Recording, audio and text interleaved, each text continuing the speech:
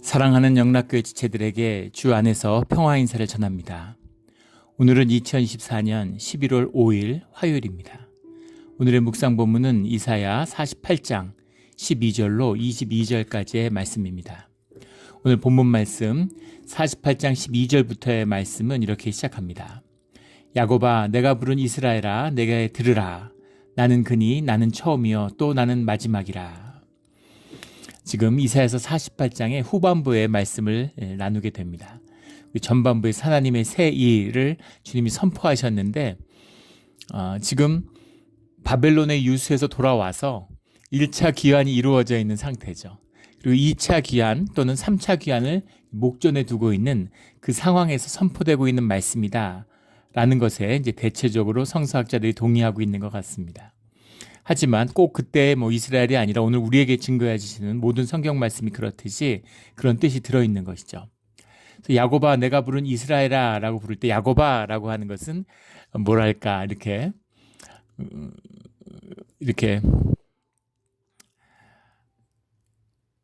어떤 애칭이 사랑이 담겨 있는 유대의 민족, 이스라엘의 민족 이런 게 좀 강하다고 한다면 12지파의 아버지 이스라엘아 라면 구원의 의미, 그런 구속의 의미 이런 것이 있을 때 이스라엘아 이렇게 부르는 거죠. 내가 내게 들으라. 나는 그니 나는 처음이요 또 나는 마지막이라. 나는 그다라고 하는 의미는 이 유대인들은 주님의 이름을 함부로 부르지 않는다고 그랬죠. 함부로가 아니라 아예 부르지 않습니다. 주님의 이름, 여호와의 이름을 입에 담지 않아요. 그래서 위대한 네 글자, 한없이 높으신 분, 세상을 지으신 분, 그 존귀하고 그 크심이 영원하신 분 이렇게 얘기하는 거죠. 그분 다 아는 그렇게 얘기하는데 나는 그다라는 겁니다. 이것이 왜 중요한 고백이냐면 주님이 계신다는 걸 누구나 인정하죠. 하나님이 없다고 하는 종교가 어디 있겠어요? 하나님을 믿어요. 그런데 하나님이 계시지 창조주가 있겠지. 창조주가 계시니까 세상이 존재하겠지. 섭리가 있겠지. 큰 원칙이 있겠지. 근데 그런 주님하고 나하고 무슨 상관이야? 주님이 나한테 무슨 관심을 갖겠어? 세상의 섭리를 주관하시는 분이지. 근데 그렇지 않다는 겁니다. 우리 기독교의 전통, 우리 구원의 전통 가운데 고백하는 주님은 인격이시고 우리에게 말씀하시는 주님이시죠. 이것이 이제 성경과 이 기독교의 아주 독특한 특징이죠. 말씀하시는 주님, 주님이 말씀하신다는 겁니다. 나는 그니, 나는 그다. 너희가 고백하는 여호와가 나야. 이런 말씀을 전해주고 계시는 거죠. 나는 처음이요 또 나는 마지막이라. 우리 41장 4절에도 나왔던 고백인데 나는 그니 나는 처음이요 또 나는 마지막이라. 근데 처음과 마지막이라고 그러니까 처음과 끝이다 이런 의미처럼 들리는데 오늘 본문 말씀 보면 아니 후, 아니 리손, 아니 아하론 이렇게 나갑니다. 아니 후, 아니 리손, 아니 아하론. 아니 후라는 건 아니는 나고 후는 그니까 나는 그다 이런 뜻이고 아니 리손이라는 게 리손이란 말이 the first 처음이란 얘기입니다. 루쉬라는 말이 원형이죠. 이게 머리라는 말이에요. 나는 머리다. 또 나는 마지막이라라는 게 아하론이라는 말인데 아할르라는 말이 the last입니다. 이 말 속에서는 심판의 뜻이 들어있어요. 마지막이 심판이잖아요. 심판으로 마지막 때가 맞춰지는 거니까. 내가 머리고 내가 심판이다. 이건 무슨 말씀이겠습니까? 역사의 주관자다라는 말씀이신 거죠. 무한 차원, 본질을 주관하시는 주님이시다. 이 말씀입니다. 차원의 얘기죠. 우리가 회개한다. 다른 차원의 삶을 만난다는 얘기입니다. 영원히 산다. 죽지 않고 영원히 산다라는 말이 오래 산다는 얘기가 아니죠. 오래 산다는 얘기가 아니라 다른 차원을 산다는 얘기입니다. 시간을 떠난, 시간이라는 건 우리 4차원, 물리적인 차원의 얘기잖아요. 여기서 더 살 수도 있고 덜 살 수도 있겠죠. 근데 그런 게 아니라 시간을 떠난 거니까 더 살고 더 오래 살고 이런 의미 자체가 없죠. 영원한 겁니다. 시간이 없는 영원성, 다른 차원의 삶을 살게 된다. 그런 다른 차원의 주관자, 그분이 주님이시다라는 거죠.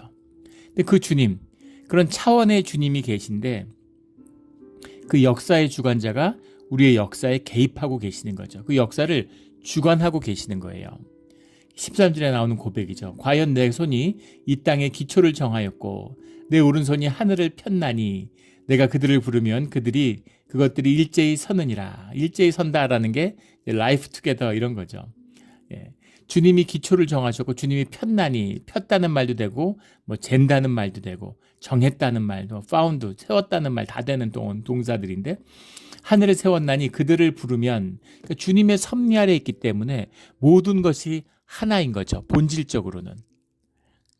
그 양자역학 이런 데 들어가 보면 믿어지지 않는 놀라운 예.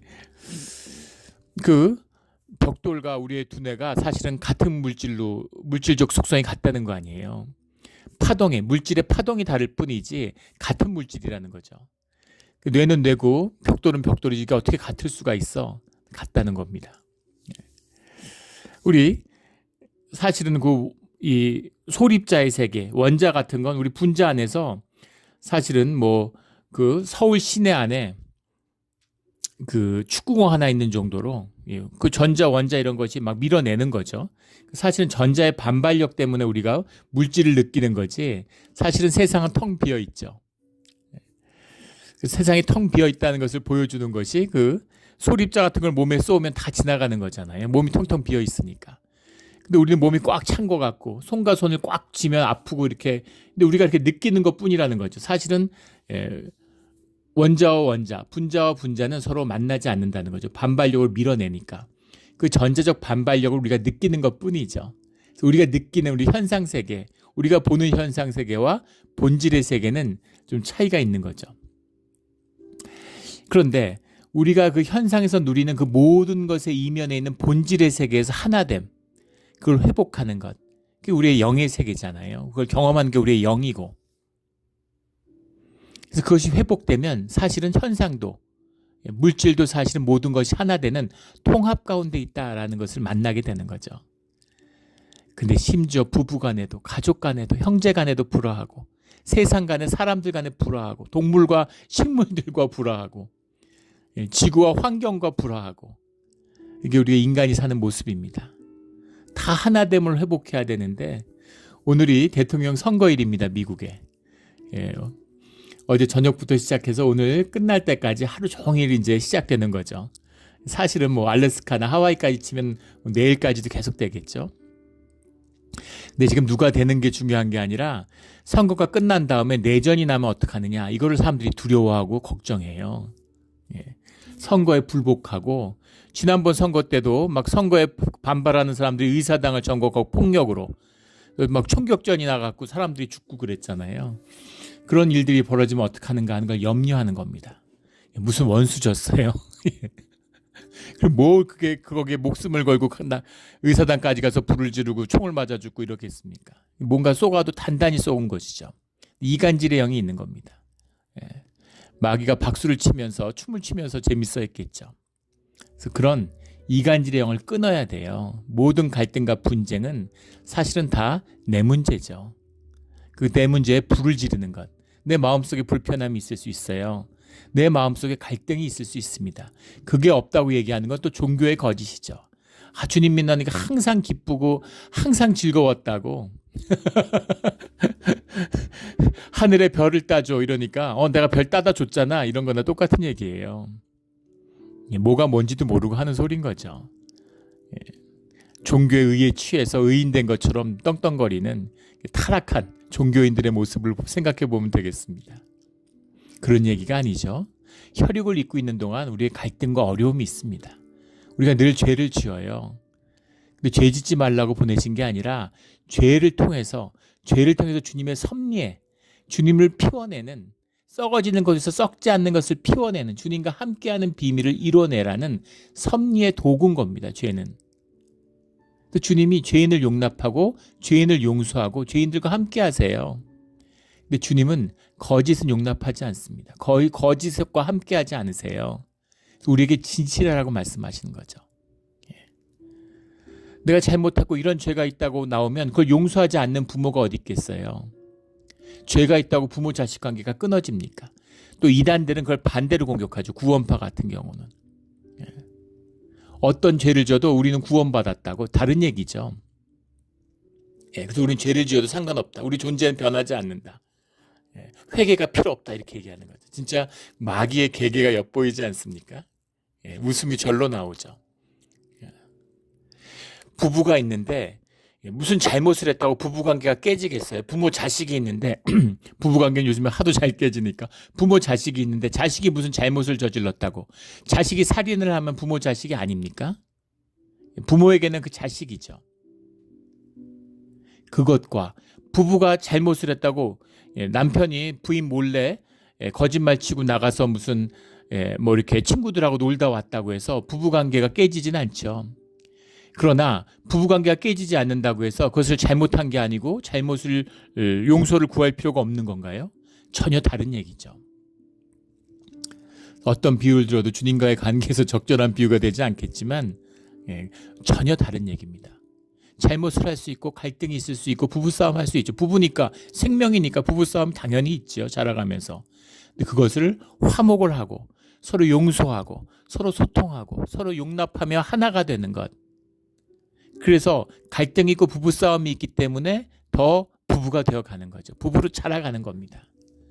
이것이 섭리예요. 이것이 주님이 인도하시는 구원의 경륜입니다. 그러니까요, 우리는 너무 아름답고 이상적인 부부기 때문에 부부싸움을 한 번도 안 했어. 진짜 부부인지 점검해 봐야 되는 거죠. 가짜면 싸우지 않아요. 가짜는 썩지 않잖아요. 조화처럼. 계속 그 생명이 약동하고 죽고 살아나서 피어나는 것이죠. 그런 겁니다. 그것이 주님이 역사하시는 섭리다라는 거죠. 그 섭리 가운데 들어가면 그 섭리 가운데 하나됨을 이루면 그 라이프 투게더 뿐이겠어요. 모든 생명이 정말 모든 생명이 하나 되는 거죠. 그것이 주님의 구원의 역사다라는 겁니다. 유대인들이 주님께 구속받고 구원받은 민족이라 선택된 민족이라 그러면서 다른 사람도 말도 안 하고 눈도 안 마주치고 밥도 안 먹고 그런 짓을 하다 버림을 받았는데도 정신을 못 차리고 있는 거죠. 14절에 너희는 다 모여들으라. 나 여호와가 사랑하는 자는 나의 기뻐하는 뜻을 바벨론에 행하리니 그의 팔이 갈대인에게 임할 것이라. 그들 중에 누가 이 일들을 알게 하였느냐.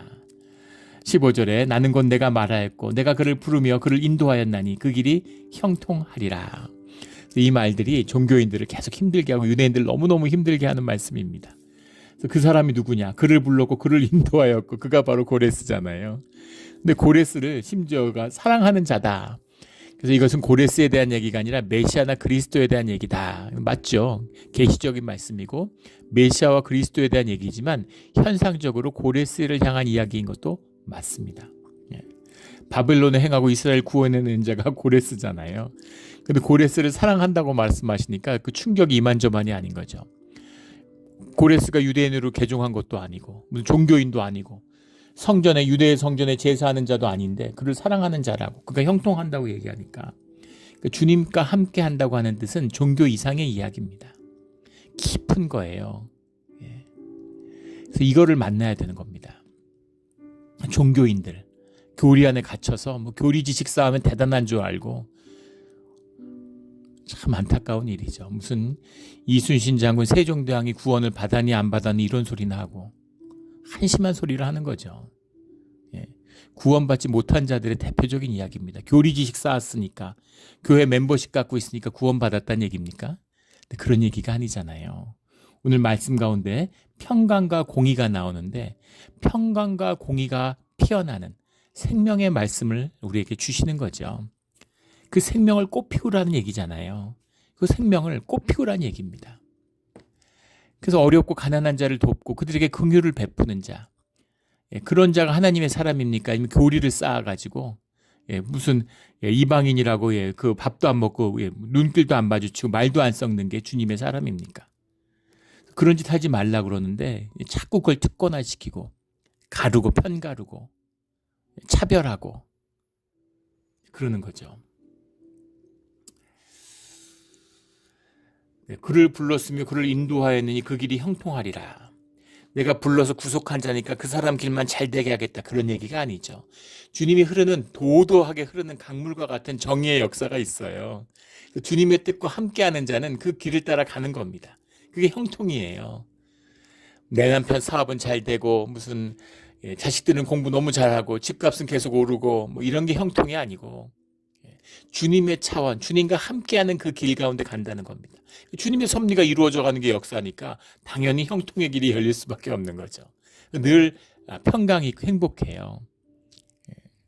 우리 교인 중에 그런 고백을 하는 분이 있어요. 몸이 너무 아프고 뭐 수술도 여러 번 받고 너무너무 몸이 안 좋고 아픈데, 근데 주님과 함께하고 주님이 함께하는, 주님의 말씀과 함께하는 그 교제하는 삶이 시작된 이후로는 아픈 것 때문에 원망하거나 아픈 것 때문에 슬프거나 아픈 것 때문에 힘든 적이 없었다고.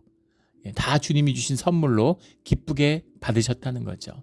내 삶의 자리예요. 내 삶을, 내가 나를 용납하지 못하는데, 내가 나와 불화하는데 어떻게 평강이 임하겠습니까? 여기 가면 이 사람하고 충돌, 저기 가면 저 사람하고 충돌, 저희 가면 저 사람이 마음에 안 들고, 여기 오면 여기 사람이 마음에 안 들고, 그렇게 되는 거죠. 사실은 본질은 뭐냐면 내가 나에게 마음에 안 드는 겁니다. 더 깊이 들어가면 주님이 마음에 안 드는 거예요. 왜겠습니까?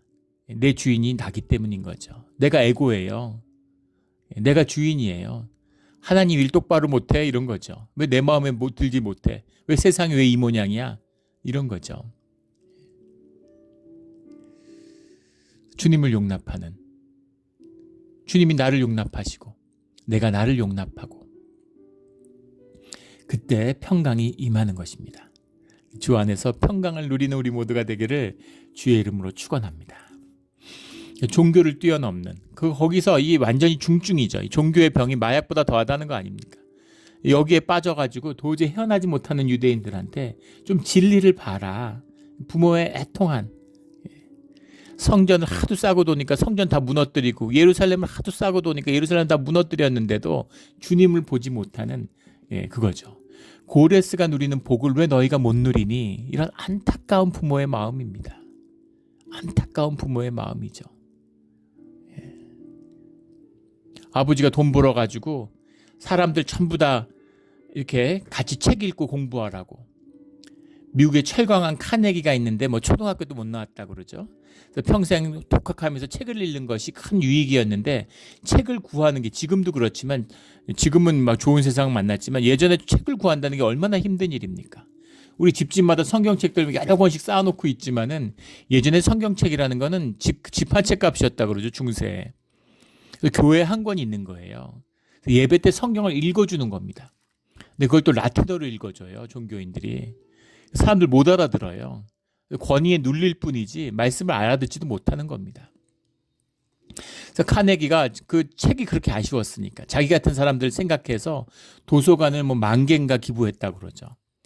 그런 게 주님이 사랑하는 고레스와 같은 그런 길입니다. 그런 걸 해야 돼요.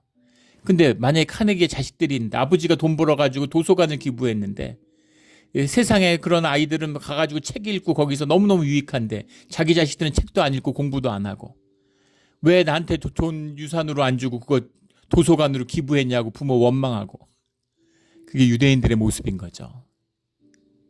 하나님이 얼마나 가슴을 치시겠죠. 얼마나 답답합니까? 같이 가서 책을 읽고 같이 삶을 누리고 같이 기뻐해야지.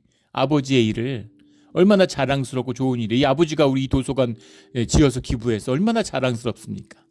근데 자랑스러운 게 아니라 원망하는 거죠. 그런 유대인들의 모습을 말씀하고 있는 겁니다. 이 시대적 배경이 뭐예요? 517년, 또 혹자는 537년이다 이렇게 얘기하는데, 수룹바벨의 1차 귀환이 이루어진 거죠. 성전을 재건하는데 지지부진 몇십 년이 지나서 제대로 안 되는 거예요. 그리고 458년에 에스라가 왔는데 성전이 문제가 아니라 지금 율법도 완전히 무너져 있고, 사람들의 삶이 다 무너져 있고, 이방 사람들과 결혼해서 이스라엘이 없어지게 생긴 겁니다. 한 뭐 3만 명이다 4만 명이다 그러는데, 뭐 100만 명이 끌려갔다 그러는데 3, 4만 명이 돌아온 거죠. 100만 명이 끌려갔다 가지면 거기서 서로 결혼하고 쭉 씨가 퍼졌으니까 사실은 수백만이었겠죠. 근데 다 사라져 버린 거예요. 3, 4년이 왔는데 그것마저도 사라지게 생긴 거죠. 그래서 에스라의 2차 기환이 이루어진 다음에 이방인의 결혼 문제와 율법을 세우고 가리키는 이제 그게 일어나게 되죠. 3차 기환이 보통 2, 3차를 묶어서 그냥 통칭 2차 기환이다 이렇게 얘기하기도 하는데, 그 뒤에 14년이 지나서 14년이 지나서 주전 444년에 느헤미야가 와서 성벽을 재건하게 되죠. 80년을 지났는데 성벽을 못 세워요. 도둑이 쳐들어오고 계속 약탈당하고 두려움에 벌벌 떠는데 성벽을 재건해야 될 거 아닙니까? 성벽을 재건 못하는 거예요. 와서. 왜 못할까요? 먹고 사는 게 힘드는데. 우리 한번 이민의 삶을 생각해 보세요. 뭐 우리 교회에서 수련회 같은 거 한번 가면 좋겠다. 다 얘기하지만 못 갑니다. 교회에서 수련회는커녕 하루 무슨 우리 뭐 온천이나 단풍 구경 가도 하루 시간을 못 내. 한나절, 반나절 시간을 못 냅니다. 가게 지켜야 되니까. 그걸 뭐라 그러는 게 아니라 그게 삶의 자리예요. 거기에 묶여 있으니까 80년이 돼도 성전을 못 세우는 겁니다. 그런데 말씀이 세워지니까 느헤미야가 돌아와서 444년에 뜻을 모으니까 마음이 하나 되니까 80년 동안 못하던 것을 52일 만에 해내죠. 그 얘기를 하고 싶은 겁니다. 성경의 말씀, 주님의 말씀은 그걸 말씀하고 싶은 거예요. 너희가 하나 돼서 마음을 합하면 못할 일이 없어. 내가 한 일보다 더 큰 일도 할 수 있어. 이 현상 속에서 너희가 엄청난 일들을 이뤄낼 수 있어. 그 복을 누릴 수 있어. 식량이 남아도는데 남는 식량들 바다에 갖다 버리고, 근데 세계인들 4명 중에 1명은 굶주리고 있어요. 수백만이 굶어 죽습니다. 그래도 돈 없으면 못 판다는 거죠. 오늘 우리 모습 아닙니까? 똑같은 짓을 유대인들도 하고 있는 것이죠. 주님이 그 구원의 뜻을 절절하게 말씀하고 계시는 거예요. 18절에 내가 나의 명령이 주의하였더라면 내 평강이 강과 같았겠고 공의가 바다 물결 같았을 것이며, 평강이라고 하는 것이 이제 우리가 너무 잘 아는 샬롬이죠. 이 평강이 구원입니다. 이 뭐 250여 회 성경에 나온다고 그러는데 한 200번 정도가 시편에 나오고 나머지 대부분이 이사야에 나옵니다. 구원이에요. 주님의 구원, 이 땅에서 누리는, 이 땅에서 영혼의 평안을 맛보는 것, 이 구원이죠. 그리고 그 평강과 짝을 이루고 있는 것, 이게 체데크, 공의잖아요. 평강과 공의는 동전의 양면같이 가는 것입니다. 나는 너무 행복하고 너무 평안한데 그런데 매일 누워있어. 무기력해. 말도 안 되는 소리죠. 또 나는 공의와 정의를 행하는데 그런데 마음은 맨날 불안하고 힘들어. 그것도 거짓입니다. 그 둘은 하나예요. 주님의 공의가, 주님의 정의가 행해지는 곳에 평강과 기쁨이 함께하는 것이죠. 이 평강과 기쁨과 공의가 함께하는 우리의 삶의 길이 되기를 주의 이름으로 축원합니다. 그런 거죠. 돈이 아깝잖아요. 내 눈물과 내 땀으로 만든 것인데 얼마나 아까워요. 우리 그 겨울 되면 성탄절, 노숙자, 잠바 나눔 행사 지금 우리가 지정헌금 들어갔는데 우리가 매년 작은 교회지만 상당한 그 감당을 하고 있습니다. 참 자랑스럽죠. 그걸 내는 분 한 분 한 분이 아깝지 않은 분이 있을까요? 그런데 그 주님의 일을 행하는, 그걸 함께 나누는 기쁨이 비교도 안 될 만큼 더 크기 때문입니다. 그렇기 때문에 연보를 할 수 있고 이루어지는 것이죠. 그 기쁨이에요. 사람들 굶주리는데 나만 혼자 먹어. 그게 즐겁다고 하는 거, 그게 마귀고 그게 저주입니다. 세상은 그런 걸 좋다고 그래요. 남들 어려워도 나만 잘 사는 거, 그 성공했다고 좋아합니다. 마귀가 쉬운 거죠. 내가 잘 먹고 누리는 건 좋은 일이에요. 근데 사람들하고 같이 잘 먹고 같이 잘 누려야, 그래야 즐겁고 행복한 거죠. 그게 온전한 마음입니다. 그 인간이 그렇게 돼 있어요. 도둑질 하는데 도둑질을 잘했다고 오늘 너무 기쁘고 오늘만 같았으면, 이런 도둑 없습니다. 내가 도둑질에 성공했으니까 내 자식은 더 큰 도둑 만들어야지, 이런 부모는 없어요. 내가 도둑질해서 애를 공부시켰어도 애들은 바람직하고 아주 착한 애가 됐으면, 아주 선한 사람으로 제대로 잘 살았으면, 이런 마음을 다 가지고 있죠. 이게 우리 하나님의 형상, 주님이 우리에게 자신 하나님의 형상입니다. 그런 게 우리 안에 있기 때문에, 우리가 혈육을 있기 때문에 우리에게 이기적이고 못된 마음이 있죠. 그러나 우리의 본질은, 우리의 본성 가운데에서는 함께 나누는 걸 기뻐하는 마음이 있다는 겁니다. 평강과 공의가 있었을 텐데 하는 주님의 안타까움이죠. 내 자손이 모래 같았겠고, 내 앞에서 내 이름이 끊어지지 아니하였겠고 없어지지 아니하였으리라 하셨느니라. 19절의 말씀. 예. 무슨 말씀이에요? 예. 끊어졌고 없어졌다 이런 말이죠. 더 이상 이스라엘이 아니야. 너희에게 더 이상 구원이 없구나 이 얘기입니다.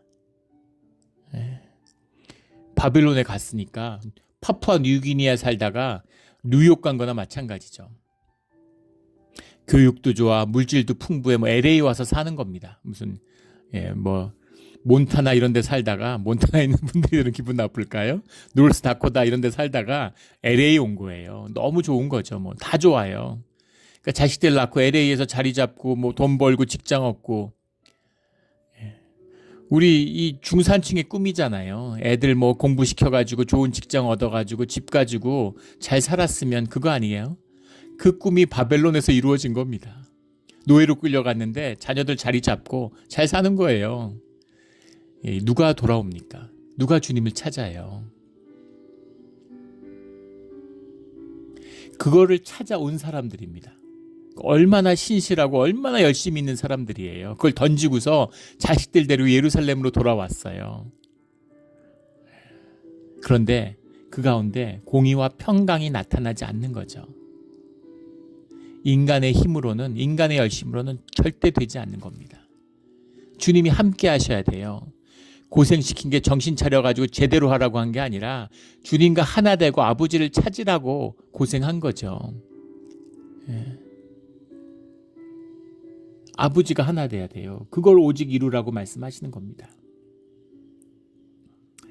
20절에 너희는 바벨론에서 나와서 갈대인을 피하고 즐거운 소리를 알게 하여 여호와께서 그의 종 야곱을 구속하셨다 하라 라고 하는 이 말씀이죠. 먹고 사는 거 걱정하지 말고 나와 하나 되면 돼. 당연히 먹고 살죠. 당연히 잘 살죠. 풍요를 누리고 기쁨을 누리며 살면 돼. 그런 거죠.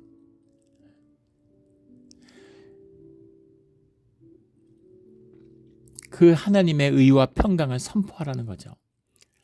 주님의 안타까운 마음, 얼마나 안타까워요. 우리 자식들이라고 생각해 보십시오. 얼마나 안타까우시겠어요. 21절에 여호와께서 그들을 사막으로 통과하게 하실 때 그들이 목마르지 아니하게 하시되 그들을 위하여 바위에서 물이 흘러나게 하시며 바위를 쪼개서 물을 솟아나게 하셨느니라. 출애굽의 이야기죠. 너희가 애굽에 있을 때 애굽을 나와서 이스라엘이 됐잖아. 이제 지금 바벨론에 끌려갔는데 바벨론을 나와야 이스라엘인 거야. 그 얘기인 겁니다. 믿음으로 홍해를 건너야, 요단강을 건너야, 유프라테스 강을 건너야, 그래야 영적 이스라엘이 되는 것이죠. 그 강을 건너야 돼요. 그 강을 건너지 않고 광야를 계속 돌면서 종교의 의의를 아무리 쌓아도 그것이 구원이 되지 않는다라는 겁니다. 21절에 여호와께서 말씀하시되 악인에게는 평강이 없다 하셨느니라. 악인이라는 게 이제 라사임이란 말인데 라사라는 말이 악이죠. 악을 행하는 자들 복수로 해서 라사임 이렇게 되어 있습니다. 보통 이제 죄인이라고 할 때는 이제 하타라는 말 쓰죠. 하타라고 하는 말은 관역을 벗어났다. 하말티아 신약에서 헬라어는 하말티아 두 개 다 똑같은 말이죠. 관역을 초점을 벗어났다 이런 얘기입니다. 그러니까 주님과의 관계가 끊어진 것 이걸 말하는 거예요. 이것이 이제 죄인이라고 쓰는 사실 번역을 바꿔야 될 것 같은데 악인이라는 것은 이제 그 라사라고 하는 얘기는 율법이나 법을 어긴 자들 실제 죄를 지은 자들을 얘기하는 겁니다. 내가 살인하는 마음을 품어서 저 사람 죽이고 싶어. 그래서 내가 참는 거죠.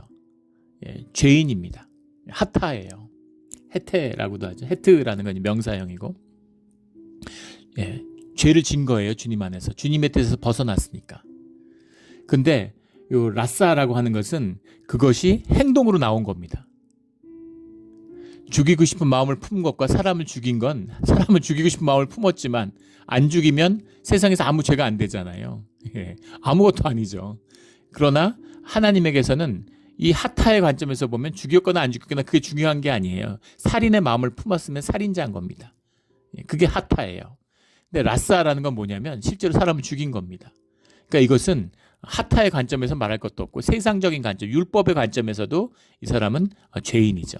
이거를 성경에서는 악인이라고 라사라고 표현하는 겁니다. 라사라는 거죠. 실제 현상세계 실제의 악을 행하는 자들이에요. 그런 자들에게는 평강이 없다. 평강이라는 거 앞에 말씀 나눴죠. 샬롬이라고 하는 평강, 구원이 없다는 겁니다. 구원이 없죠. 당연하지 않겠습니까? 구원이 없어요. 세상에선 성공했다 그러고 막